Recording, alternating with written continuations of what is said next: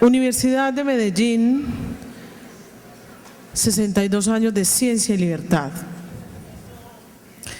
Desde el 5 de agosto de 2004, que se institucionalizó la Cátedra Ciencia y Libertad en la Universidad de Medellín, fue del interés institucional convocar a escritores, pensadores, científicos, que con sus experiencias y orientaciones nos ayudaran en el proceso de enseñanza y a la formación integral de nuestros educandos. En este marco es que hoy contamos con la presencia del escritor Héctor Abad Faciolince, de quien me voy a permitir leer una breve reseña de su hoja de vida. Él es hijo de Cecilia Faciolince y de Héctor Abad Gómez, médico, profesor universitario y defensor de los derechos humanos. Héctor Abad Faciolince nació en Medellín. Es el único hombre entre sus 5 hermanas, una familia de 6 hijos. Inició sus estudios primarios en el colegio Los Alcázares, dirigidos por el Opus Dei de Medellín. A pesar de la oposición de ideas que tenía su padre frente a la iglesia, fue matriculado en este colegio por la buena calidad de los estudios en esta institución.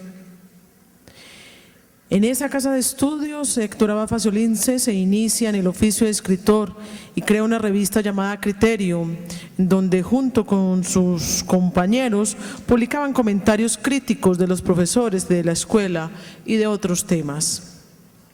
Cursó estudios de medicina, filosofía y periodismo, todos inconclusos.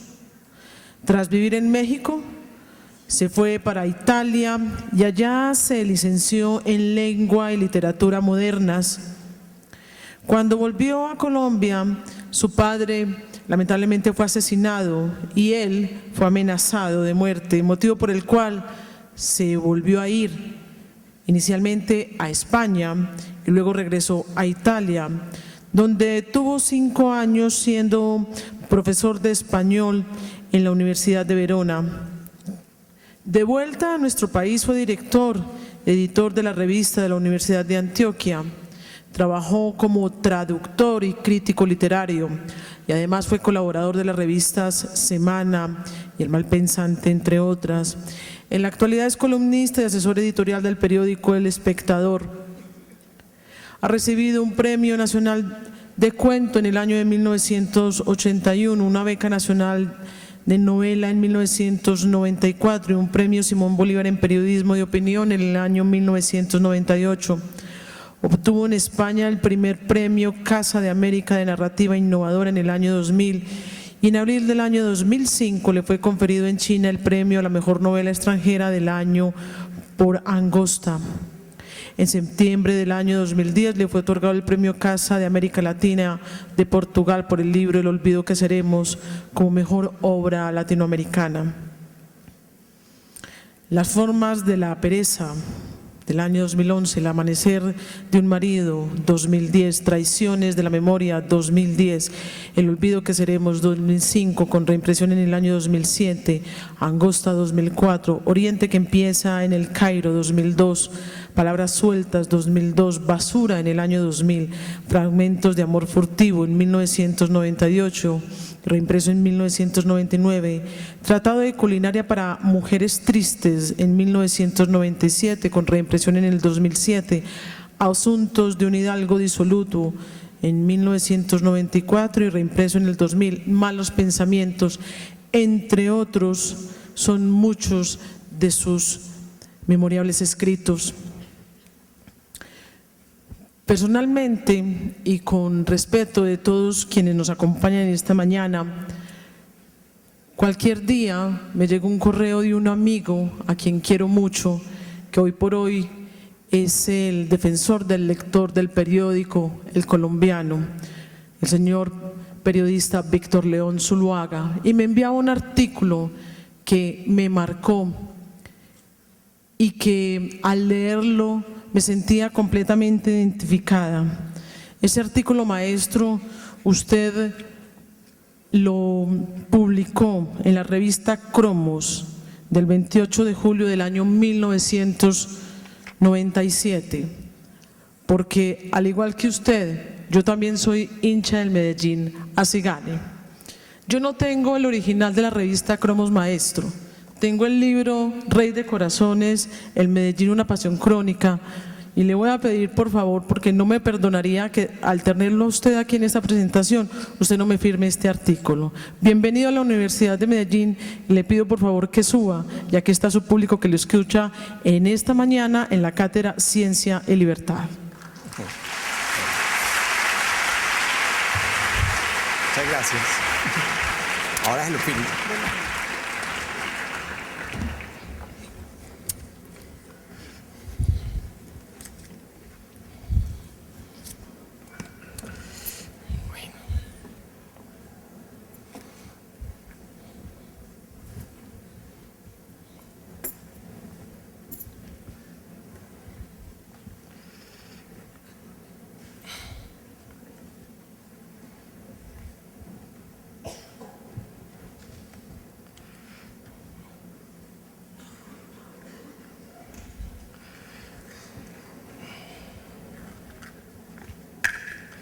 Bueno, buenos días, muchas gracias por esta invitación a la Universidad de Medellín. En general a uno le agradecen por venir a dar este tipo de charlas y hasta le pagan, pero en realidad soy yo el que tengo que agradecer una invitación así, no solo por tener un público de estudiantes tan impresionante y tan numeroso, sino porque en el proceso de preparar una conferencia uno aprende mucho. Uno maldice el día en que aceptó dar una conferencia porque tiene que leer, estudiar, concentrarse, pero al final se aprende, se lee, se piensa y se pasan en limpio las ideas que se van teniendo mientras se estudia para la conferencia. Y eso es pues lo que hace que el trabajo de uno valga la pena, aprender. A mí cuando me llamaron me dijeron que esta cátedra se llama Ciencia y Libertad, pero me dijeron que podía hablar de lo que quisiera, de literatura, que es la tribu a la que yo pertenezco, a la de los escritores. Pero a mí el tema de ciencia y libertad siempre me ha interesado mucho. Siempre me ha interesado la ciencia, el conocimiento, la búsqueda de la verdad, de una verdad con minúsculas, y la libertad, que es el único espacio en el que se pueden desarrollar las ciencias. Entonces yo quise ceñirme al tema que me dieron y al nombre de esta cátedra, Ciencia y Libertad. Para eso escribí esta conferencia, en parte la voy a leer, en parte se las voy a comentar porque todo leído se vuelve muy pesado. Y como verán, hablaré muy poco de literatura y más de ciencia y de libertad.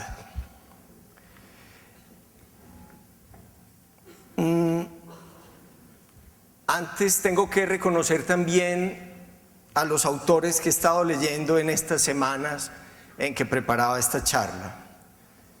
Ante todo son un gran matemático y filósofo inglés, Bertrand Russell, que siempre ha sido una persona que me ha inspirado mucho, no como guía, no como profeta, pero sí como alguien que estimula siempre la inteligencia. Releí textos de Bertrand Russell. Leí a otro pensador, en este caso austríaco, pero que por ser judío tuvo que exiliarse también a Inglaterra durante los tiempos del nazismo, Karl Popper, y su manera de ver la política y las ciencias también han influido mucho en mi manera de pensar. Y otros dos son un par de profesores de Nueva Inglaterra, uno de ellos gringo, Sherwin Nuland, un médico que ha investigado mucho sobre la historia de la medicina, y otro, un psicólogo del lenguaje, Steven Pinker, que publicó recientemente el libro que más me ha impresionado en los últimos meses y no años, un libro sobre la violencia, que se llama Los mejores ángeles de nuestra naturaleza. Ellos son pues los pensadores que están muchas veces detrás de las ideas de esta conferencia mía. El 29 de enero, hoy, es una buena fecha para hablar de ciencia y de libertad. Es más, perdón, el 29 de febrero. El 29 de febrero, así sea una fecha que se repite apenas cada 4 años, debería ser el Día de la Ciencia y de la Libertad. ¿Por qué? Resulta que fue un 29 de febrero, y concretamente de 1616, cuando el Papa de entonces, Pablo V, obligó a Galileo Galilei a presentarse por primera vez ante el Santo Oficio y sus inquisidores para retractarse de sus errores y herejías.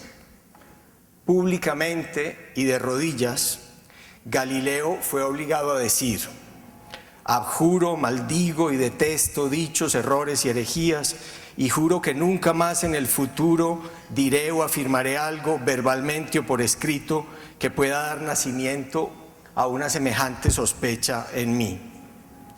¿De qué estaba abjurando Galileo? Resulta que él había adherido a la revolución copernicana, es decir, a la nueva teoría cosmológica que negaba que la Tierra estuviera quieta y que fuera el centro del universo, la teoría geocéntrica, la visión del mundo de Ptolomeo, y le daba el papel preponderante de la quietud y de la centralidad al Sol, teoría heliocéntrica. Según Aristóteles, según el relato de la creación del mundo, el Sol, los planetas y las estrellas giraban armónicamente en la bóveda celeste alrededor de la Tierra, y en esa tierra quieta reinaba el hombre sobre todos los animales, las cosas y las plantas, pues era el único ser creado a imagen y semejanza de Dios. Galileo no estaba en lo cierto en todo lo que dijo, ni sus pruebas para demostrar la teoría heliocéntrica parecen hoy completamente correctas. Pero su gran mérito, según Bertrand Russell, fue el siguiente: abandonó la actitud de obediencia a lo que decían los textos sagrados sobre todo, la autoridad establecida, bien fuera Aristóteles o la Biblia, y se atrevió a pensar por sí mismo y a desarrollar métodos de observación y de demostración empírica. En este sentido, para muchos, Galileo fue el fundador del método científico, del método experimental. Hoy nos parece absurdo que sostener que la Tierra se mueve parezca una herejía religiosa.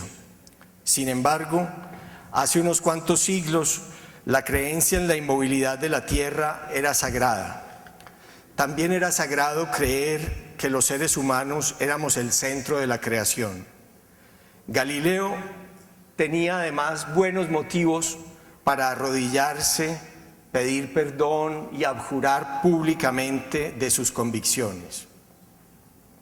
Se dice que al salir de su segundo juicio con la Inquisición y en voz baja, pronunció su frase más célebre: Eppur si muove, y sin embargo se mueve, la Tierra sin embargo se mueve. Pero en público, y al menos durante varios años, negó que la Tierra se moviera y que el centro de nuestro sistema planetario fuera el Sol. Galileo defendía la libertad de pensamiento, pero temía con razón por su vida. Apenas 16 años antes, y ante el mismo inquisidor que llevaba el proceso contra él, el cardenal Roberto Bellarmino, un monje, mago, alquimista, poeta, astrónomo, Giordano Bruno, se había negado a retractarse de sus creencias. Las herejías de Bruno eran más de tipo religioso y filosófico. Él negaba la virginidad de María, decía que Jesús no había sido el Hijo de Dios, sino un mago muy especial que circulaba por Palestina. Tenía una concepción panteísta de Dios. Pero en contra de Bruno, jugaron también sus afirmaciones astronómicas, sus creencias astronómicas, como sostener que el Sol era solamente una estrella más y mucho más grande que la Tierra, y que además el número de las estrellas y de los mundos era infinito, y que éstas no giraban armónicamente en la bóveda celeste alrededor de la Tierra. El cardenal Bellarmino, como hizo después con Galileo, lo instó a retractarse y a abjurar de esos terribles pensamientos y teorías, y acudió incluso al expediente muy generoso de intentar salvar su alma haciéndolo cambiar de parecer mediante la tortura. Lo torturaron varias veces a ver si cambiaba de opinión, pero Giordano Bruno declaró que no tenía nada de qué arrepentirse. Y así vino la sentencia por herético, impenitente, pertinaz y obstinado. Sus libros fueron quemados en la plaza pública, ardieron en la plaza pública, y asimismo él también fue quemado vivo en una hoguera preparada en Campo dei Fiori de Roma, una plaza de Roma, que antes era un sitio donde se vendían flores, por eso se llamaba Campo de las Flores.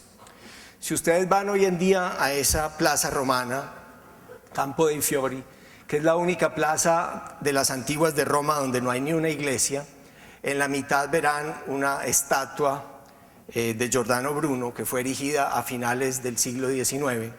Cuando destaparon la estatua, el Papa estuvo todo el día arrodillado frente a la estatua de San Pedro, en San Pedro, rogando por los impíos romanos que estaban levantando la estatua de un hereje. Hoy sabemos que tal vez Galileo estaba tan equivocado en sus opiniones como los mismos inquisidores de la Iglesia Católica. Sabemos, o al menos creemos saber, que el número de las estrellas y de los mundos no es infinito, como pensaba Giordano Bruno, pero el espacio es tan enorme que probablemente nunca lo podremos explorar, y para nuestras dimensiones el universo es casi como si dijéramos infinito, pues no solo estamos confinados a nuestra galaxia, la Vía Láctea, sino que incluso es muy improbable que algún día podamos siquiera salir del sistema solar. En la Vía Láctea, nuestra galaxia, aunque nadie sabe exactamente cuántas estrellas hay, se dice que el número de estrellas de la Vía Láctea oscila entre 100.000 millones y 400.000 millones. La Vía Láctea no es una de las galaxias más grandes que existen, y se calcula que hay otros 140.000 millones de galaxias. Así que si se quisiera viajar a la estrella más cercana al Sol, que es Próxima Centauri y está a 4.3 años luz de distancia, en la nave espacial más rápida que haya diseñado el hombre, el viaje duraría unos 25.000 años. Hace 25.000 años, piensen en esas dimensiones del tiempo, no solo no se había inventado la escritura, sino que ningún ejemplar del Homo sapiens de nuestra especie había todavía llegado a América. Ni siquiera los antiguos pobladores de América habían llegado aquí. Homero vivió, si es que existió alguien llamado Homero, hace 1/10 parte de ese tiempo. Tal vez lo que Giordano Bruno empezó a entender y lo que alarmó a los inquisidores hace 400 años es que los tiempos de la creación y los tiempos celestes y las distancias entre ellos no tenían dimensiones humanas. Era difícil creer literalmente lo que decía la Biblia, que Dios había creado la tierra en un día y luego el sol y la luna en otro día, como dice el libro del Génesis.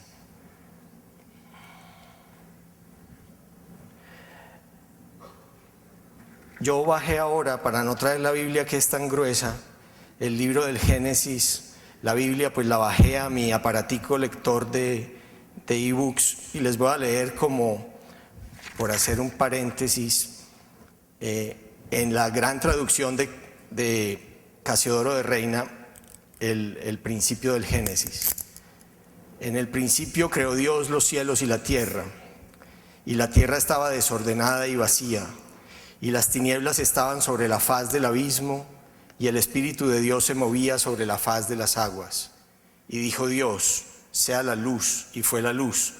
Y vio Dios que la luz era buena, y separó Dios la luz de las tinieblas. Y llamó Dios a la luz día, y a las tinieblas llamó noche, y fue la tarde y la mañana un día. Luego dijo Dios: haya expansión en medio de las aguas, y separe las aguas de las aguas. E hizo Dios la expansión, y separó las aguas que estaban debajo de la expansión de las aguas que estaban sobre la expansión, y fue así. Y llamó Dios a la expansión cielos, y fue la tarde y la mañana del día segundo. Dijo también Dios: júntense las aguas que están debajo de los cielos en un lugar, y descúbrase lo seco, y fue así. Y llamó Dios a lo seco tierra, y a la reunión de las aguas llamó mares, y vio Dios que era bueno. Después dijo Dios: produzca la tierra hierba verde, hierba que dé semilla, árbol de fruto que dé fruto según su género, y que su semilla esté en él, sobre la tierra. Y así fue. Produjo pues la tierra hierba verde, hierba que da semilla según su naturaleza, y árbol que da fruto, cuya semilla está en él, según su género, y vio Dios que era bueno. Y fue la tarde y la mañana el día tercero. Dijo luego Dios: haya lumbreras en la expansión de los cielos, para separar el día de la noche, y sirvan de señales para las estaciones, para días y años, y sean por lumbreras en la expansión de los cielos, para alumbrar sobre la tierra. Y así fue. E hizo Dios las dos grandes lumbreras, la lumbrera mayor para que señorease en el día, y la lumbrera menor para que señorease en la noche. Hizo también las estrellas. Y puso Dios en la expansión de los cielos para alumbrar sobre la tierra las estrellas, y para señorear el día y en la noche, para separar la luz de las tinieblas. Y vio Dios que era bueno.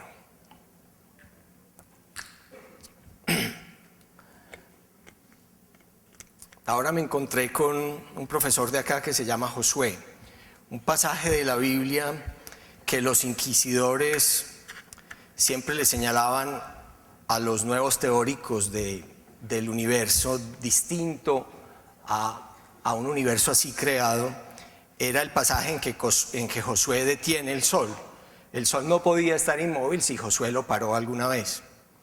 Y hay varios pasajes donde se afirma la quietud de la tierra, y donde todo el escenario de la noche es prácticamente solo una decoración para el gusto de los hombres de mirar hacia las estrellas. Obviamente ha pasado mucho tiempo y hoy ningún teólogo, o casi ninguno, algunos pues sí, afirma la creación del universo y el relato bíblico como algo literal. Pero hace 400 años esto era mucho más complejo. Galileo Galilei y Giordano Bruno optaron por dos soluciones distintas ante la acusación de herejía y la amenaza de una condena a muerte. Bruno no quiso abjurar de sus ideas ni retractarse de sus palabras, y fue quemado. Es más, cuando fue pronunciada la condena a muerte, se cuenta que dijo lo siguiente: tiemblan más ustedes al anunciar esta sentencia que yo al recibirla. Y subió a la hoguera sereno, sin querer confesarse y negándose a besar el crucifijo que le ofrecía un monje. Para que no hablara mientras lo acomodaban en las llamas, le pusieron una mordaza, pues decía cosas terribles que podían escandalizar al pueblo. Galileo prefirió la hipocresía de renegar en público de sus ideas para seguir manteniéndolas en privado. A veces en la vida, los seres humanos nos enfrentamos a disyuntivas de este tipo. A los regímenes autoritarios, políticos o religiosos les gusta ejercer este tipo de chantajes.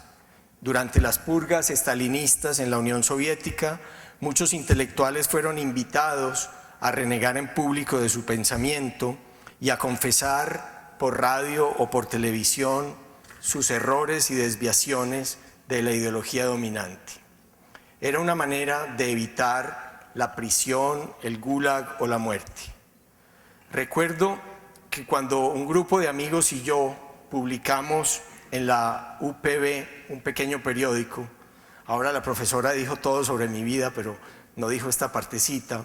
Allá por 1980, en el que defendíamos en ese periódico en contra de las encíclicas del Papa la libertad sexual, concretamente algo tan simple como que cada persona, si era mayor de edad y quería hacerlo, podía acostarse libremente con quien quisiera si era mayor de edad y también lo quería hacer, e incluso sin el fin de procrear, sino solamente como un ejercicio entretenido y placentero. Entonces el rector de esa universidad nos llamó a la rectoría, nos invitó a retractarnos públicamente y hasta redactó una manera en que debíamos hacerlo para pedirle disculpas al Santo Padre por los insultos que le habíamos hecho a él. Nosotros nos negamos a publicar esa retractación y fuimos expulsados. Esto ocurrió hace 30 años, pero hace 4 siglos la pena probablemente hubiera sido la hoguera, y tal vez ante la hoguera nosotros hubiéramos optado por la retractación pública en vez del martirio de Giordano Bruno, que no es nada fácil. Cuando a uno lo amenazan con la expulsión de la universidad o con la pérdida de un puesto de trabajo, si no hacemos lo que las autoridades políticas o en este caso las académicas desean, nos veremos siempre en esa disyuntiva moral de optar por el interés particular de defender nuestras ventajas o prerrogativas, traicionando la verdad o lo que creemos que es la verdad, o optando por el interés general de defender la libertad, reafirmando nuestra verdad aún al precio de perder el puesto. Lo que empezó en el Renacimiento europeo fue una paulatina liberación de las autoridades religiosas y políticas. Lo que parecía eterno e inmutable se empezó a cuestionar, obviamente con la resistencia furibunda de quienes antes detentaban el poder exclusivo en la política o en la religión. Del siglo XV al siglo XVIII, cuando los filósofos ingleses y franceses de la Ilustración se atrevieron a declarar abiertamente la dignidad de todos los seres humanos y su capacidad de decidir por sí mismos lo que les convenía o no, hubo muchos avances y cambios en las ciencias, en la literatura y en la técnica. Revoluciones teóricas, religiosas, filosóficas y también revoluciones prácticas, derivadas de la investigación científica. Una de las revoluciones técnicas más importantes fue la de la imprenta.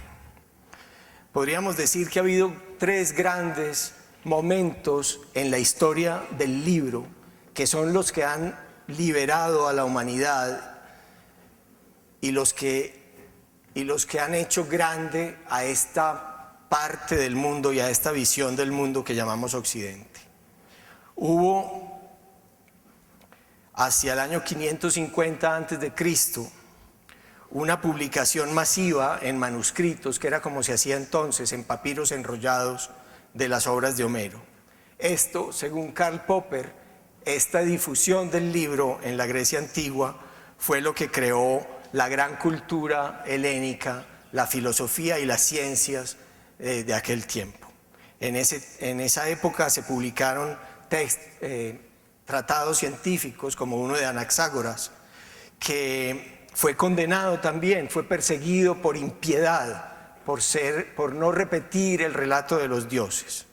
El segundo gran momento del libro es el que ocurre en 1450, cuando Gutenberg inventa los tipos móviles, cuando hay un desarrollo más grande en el papel y hay una disponibilidad, según como lo habían enseñado los árabes, y publica varios textos, pero entre ellos el más importante, la traducción al alemán de la Biblia, que fue lo que propició, digamos, 100 años después, el gran cisma protestante, la independencia religiosa de muchos países del norte de Europa.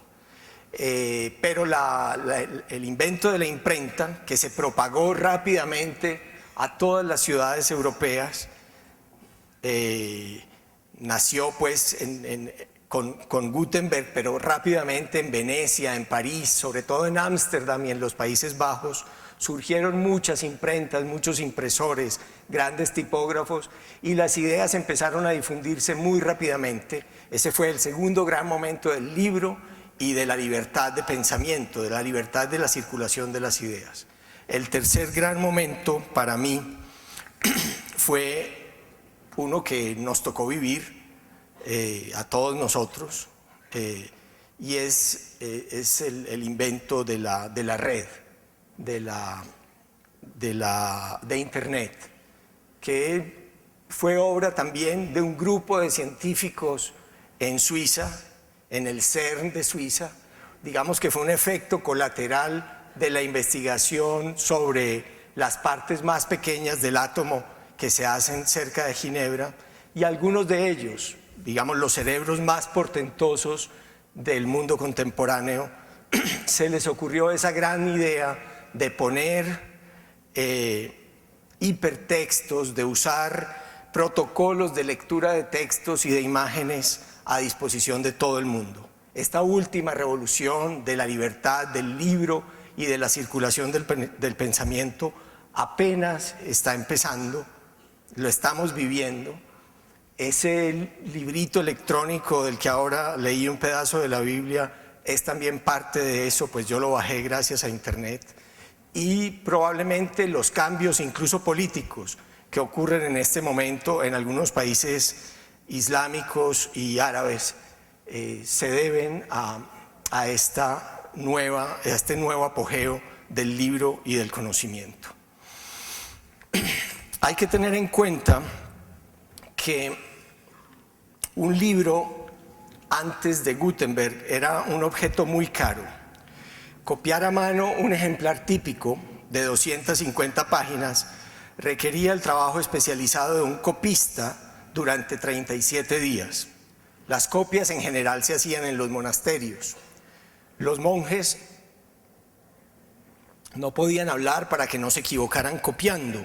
Esa tradición todavía sigue, es muy bonito ir. Yo les aconsejo que vayan algún día al monasterio de los benedictinos de Guatapé. Ellos siguen haciendo un trabajo digno, silencioso, agradable en su biblioteca. Pero eso hacía que esa manera de difundir el libro con puras copias, por un lado, hacía del libro un objeto muy caro, muy exclusivo y muy raro. Tanto es así que la Iglesia ni siquiera se preocupaba por la difusión de los libros. Antes de la imprenta no existía el Index Librorum Prohibitorum, el índice de los libros prohibidos, porque los libros circulaban en los monasterios entre unos pocos humanistas y entre autoridades religiosas. Si un libro no les gustaba mucho, lo que hacían era rasparlo con un cuchillito y escribir encima un texto generalmente religioso que les gustaba más. De ahí vienen los famosos palimpsestos, donde a veces se han recuperado obras antiguas de gran valor. Pero, por supuesto, no era necesario todavía tener este otro objeto que les traje, que es mi bonito ejemplar en pergamino del índice de los libros prohibidos.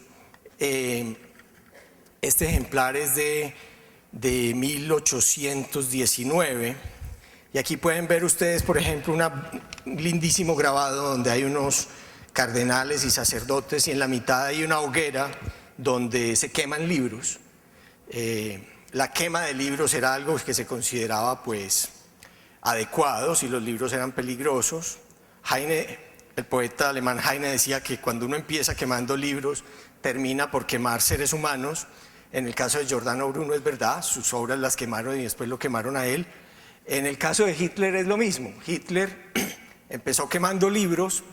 Freud, que era muy optimista cuando quemaron sus obras en una plaza de Berlín, que hoy es una plaza también dedicada a la libertad de expresión, dijo: yo soy muy de buenas, ahora queman mis libros, antes me hubieran quemado a mí. Pocos años después, sus sobrinas, sus primas, algunas de sus hermanas fueron quemadas en los campos de concentración, y él se salvó de ser quemado porque huyó a Inglaterra. Bueno, en este índice de los libros prohibidos, que existió hasta 1966, cuando finalmente Pablo VI lo lo suprimió. Aquí están todavía las obras de Giordano Bruno en la página 42, las obras de Galileo, la enciclopedia francesa de Diderot y d'Alembert.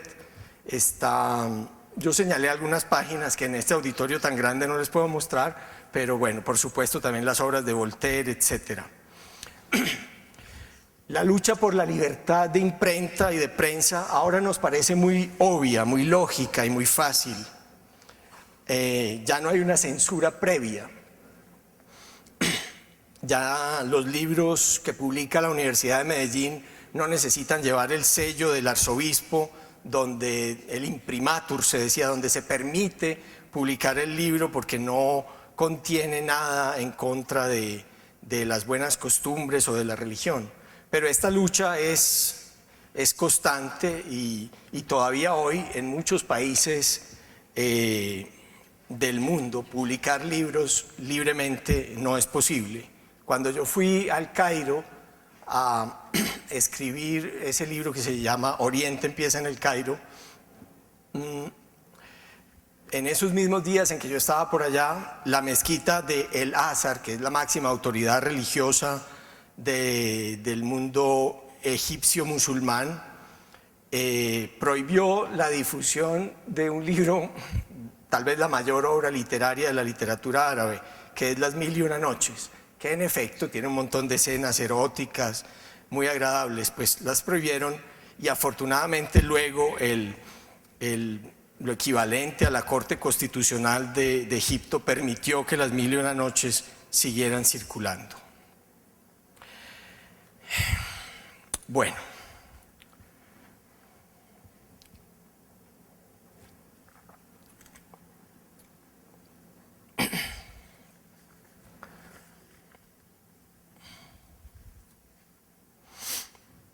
hubo también muchos escritores, ya no de textos científicos o filosóficos, sino también de puras ficciones y de novelas, que fueron perseguidos y fueron no solo censurados y sus libros quemados, sino también decapitados ellos mismos.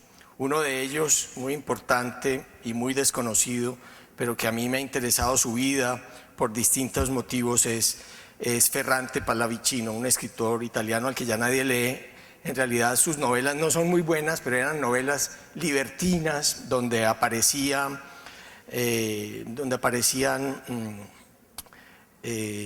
explícitamente narraciones sobre el contacto de las personas, los amores de las personas de tipo más físico y esa idea pues de imprimir ese tipo de textos era inadmisible en la época.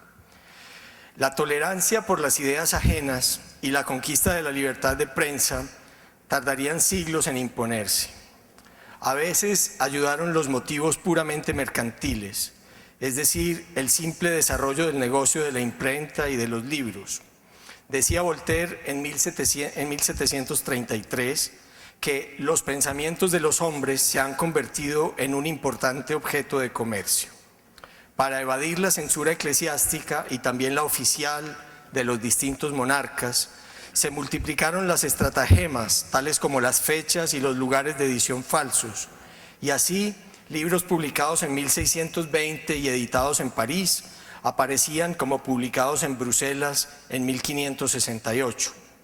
El mismo Voltaire tuvo que publicar algunos de sus libros fuera de Francia y con seudónimos distintos, pero los libreros parisinos muchas veces lo defendieron más que por motivos ideológicos, por la gran pérdida que les acarreaba el no poder editar y vender libros tan populares como los de Voltaire. Para Diderot y los demás filósofos que hicieron posible la enciclopedia, fue también muy difícil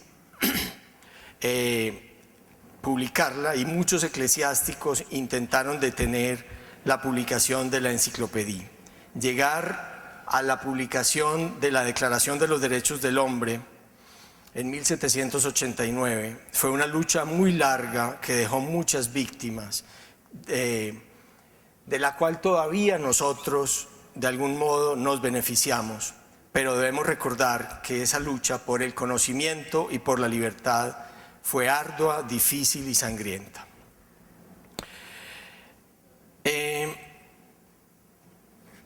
En muchos países sigue siendo natural que se controle la publicación de los libros. Les mencioné antes a Egipto, en Arabia Saudita es lo mismo, en China, en Corea del Norte. En China incluso Google no puede hacer todas las búsquedas que quiere. Twitter acaba de anunciar que va a censurar a algunos tuiteros de la China según le indique el gobierno chino. Entonces, siempre en el mundo y en este momento está uno sometido a grandes regresos en la idea de la libertad, y el progreso está mucho menos que asegurado. En cualquier parte, la lucha por defender el acceso al conocimiento y la divulgación libre de las ideas es una lucha permanente. Tengan en cuenta que a Colombia y en particular a América Latina no llegaban en general las novelas que se publicaban en España porque las autoridades coloniales pensaban que los habitantes de esta parte del mundo no estaban preparados para leer las novelas. Las novelas fueron siempre muy perseguidas por las autoridades políticas y religiosas. La imprenta llegó a Santa Fe, Bogotá, apenas hacia 1739, y lo que se publicaba ahí eran solamente textos religiosos.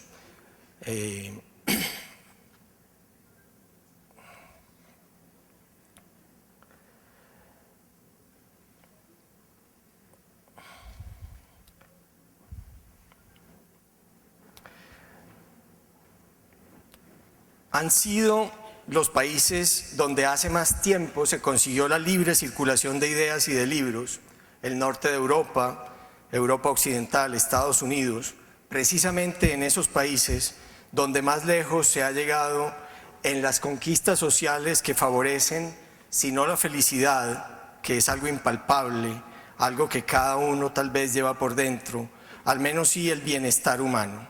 Sin libertad de pensamiento y de imprenta, no habrían podido circular las ideas científicas ni las ideas de la Ilustración. Sin estas libertades, no habrían podido darse las conquistas de Martin Luther King por los derechos de los negros, o la revolución juvenil de los años 60, que transformó de una vez y para siempre las relaciones entre jóvenes y adultos, estudiantes y profesores, padres e hijos, clérigos y laicos, gobernantes y gobernados, negros y blancos, hombres y mujeres, heterosexuales y homosexuales. En el campo científico fue fundamental la posibilidad de que no se persiguieran las ideas, los experimentos y las teorías aparentemente disparatadas y heréticas sobre el mundo. Galileo, Copérnico, Newton y sobre todo Darwin serían impensables en ambientes de imprenta controlada.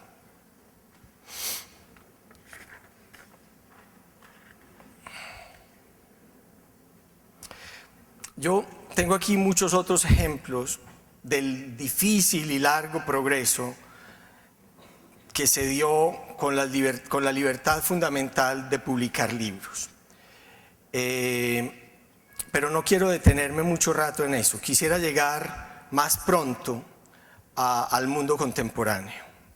Quisiera llegar a hablarles de cómo están las cosas ahora y por qué, a pesar de que la ideología que más circula en este momento en nuestro país y en muchas partes es la de un mundo horrible y la del pesimismo, por qué yo soy un optimista sobre nuestra cultura y sobre nuestro momento histórico.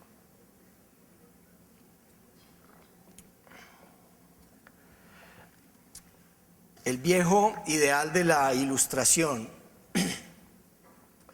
lo expresó Kant de una manera muy simple, con una frase en latín que es sapere aude, atrévete a saber, atrévanse a ser libres. Kant decía que los hombres ya habían llegado a su mayoría de edad, que no debían pensar según las indicaciones de sus profesores, de sus líderes religiosos o políticos, de los profetas, de los textos sagrados, sino que se debían atrever a pensar por sí mismos, en cualquier campo, en la ciencia, en la novela, en la religión, en la filosofía.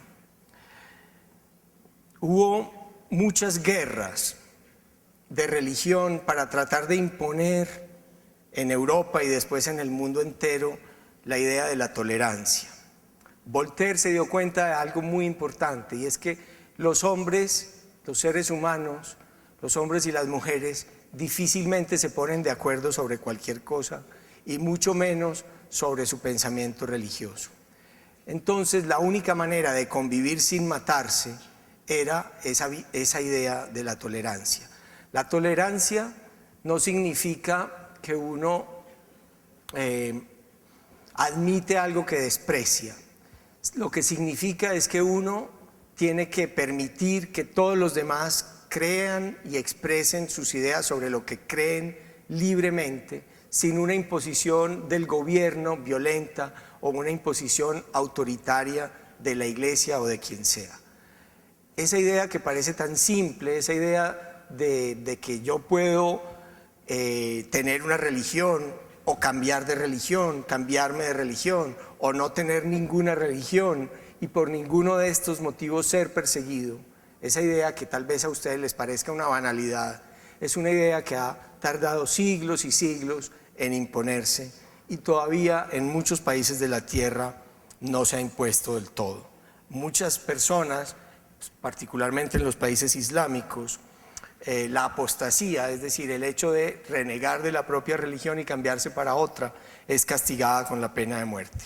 Así fue también durante muchos años en el cristianismo, tanto en las sociedades protestantes como en las católicas. La apostasía, la herejía se castigaba con todo el rigor, incluso con la pena de muerte, pero de esa historia de la que nosotros venimos, afortunadamente ya hemos salido. La importancia de poder divulgar libremente el pensamiento, las investigaciones, los descubrimientos científicos se puede apreciar claramente en el campo de la medicina.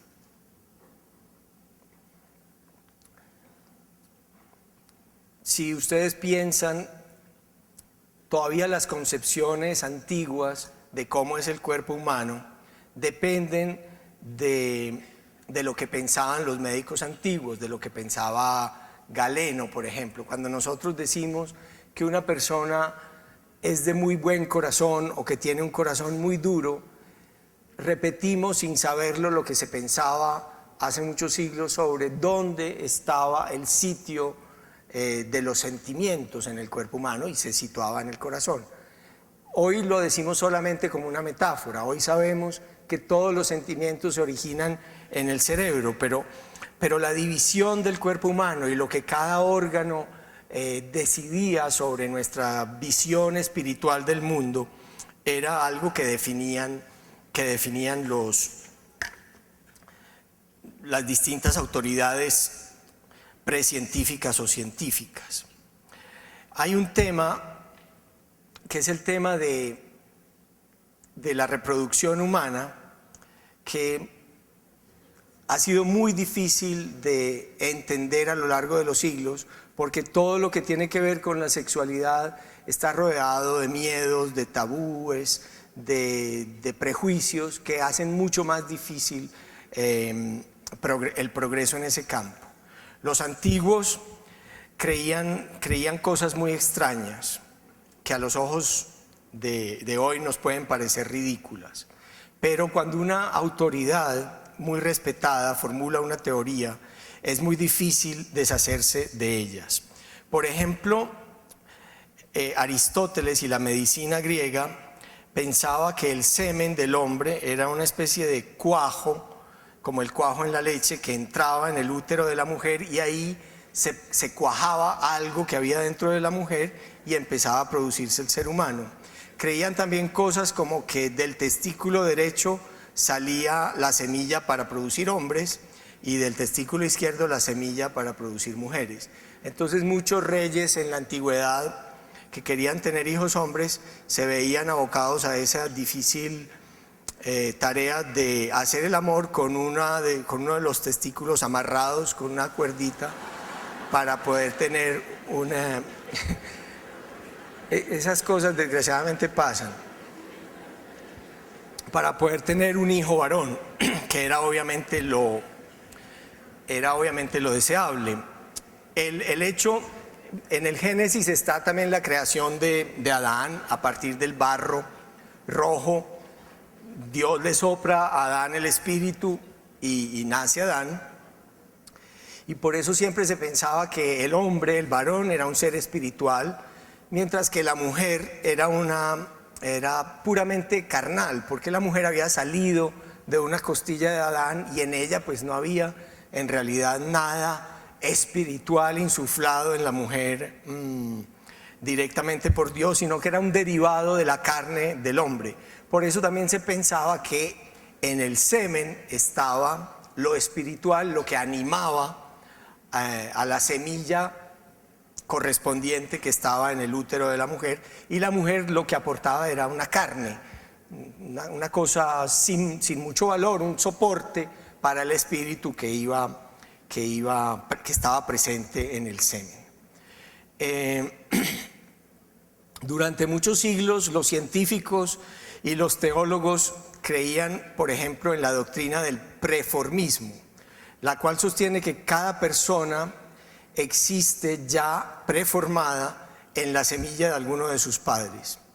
Las disputas científicas en una época separaban a los ovistas de huevo, que creían que el ser humano estaba en el huevo femenino, de los animalculistas, que a su vez que creían que el nuevo ser humano lo aportaba el semen, y la mujer simplemente pues era el terreno fértil donde caía la buena semilla. Entender la reproducción humana sin avances técnicos era muy difícil, pero creer que en el semen estaba un animalito, un homúnculo, era algo muy importante, porque era lo que explicaba la prohibición de la Biblia del onanismo. El onanismo es derramar la semilla fuera del recipiente sagrado de la mujer. El onanismo estaba prohibido, y también la masturbación por el mismo motivo, porque se derramaba la vida, el ser humano, fuera del recipiente sagrado. Pero para saber efectivamente qué había en ese líquido, se necesitó esperar hasta un desarrollo técnico que pudiera efectivamente ver qué pasaba ahí. Había muchas teorías, estaba la teoría pues del hombrecito que ahí permanecía. Es más, el alquimista Paracelso decía que si uno cogía semen y lo metía en un vasito sobre cagajón de caballo y lo dejaba ahí durante año y pico, y eso se iba pudriendo, finalmente aparecía en transparencia un hombrecito que no estaba muy desarrollado, pero básicamente el cagajón de caballo y el menstruo de la mujer, que era lo que se pensaba, pues la mujer siempre era considerada impura por sus mensuales emisiones de sangre. Hay 1000 prejuicios de los que ha sido muy difícil salir para que las mujeres, por ejemplo, todavía hoy en día las mujeres que tienen la menstruación no pueden ir ni a la sinagoga ni a la mezquita, lo tienen prohibido. Y durante mucho tiempo también por leyes que aparecen en el Levítico, en el libro de la Biblia, se suponía que las mujeres con la menstruación tampoco podían ir a la iglesia y mucho menos recibir pues la hostia. Salir de eso ha sido una tarea de muchos siglos para tratar de entender qué había ahí. Pero les decía, entender qué era el semen, pues sin microscopio se podían inventar todas las teorías que quieran, pero no se veía nada. Gracias al microscopio inventado, desarrollado por un holandés, Van Leeuwenhoek, él en una carta que le mandó a los científicos ingleses dijo que con mucho cuidado y sin pecar, después de haber tenido relaciones con su mujer, había recogido una porción de ahí, lo había puesto en el microscopio y descubrió lo que desde entonces se llaman los espermatozoos.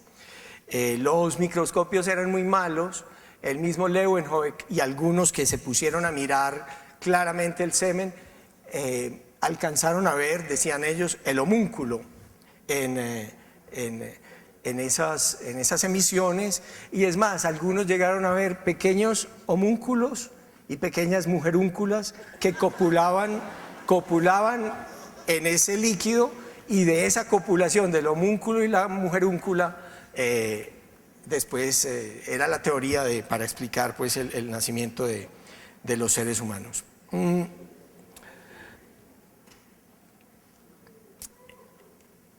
A ver.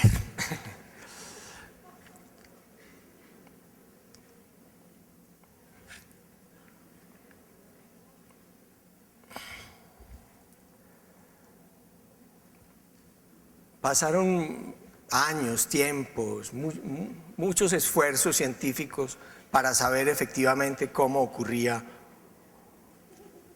la reproducción humana. Para llegar a la oveja Dolly se necesitó muchísimo tiempo.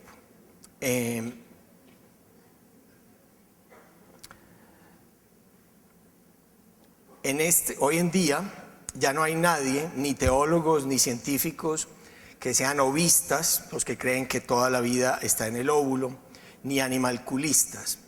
Sobre eso me acuerdo yo, una compañera del colegio que nos explicaban por qué la masturbación era pecado.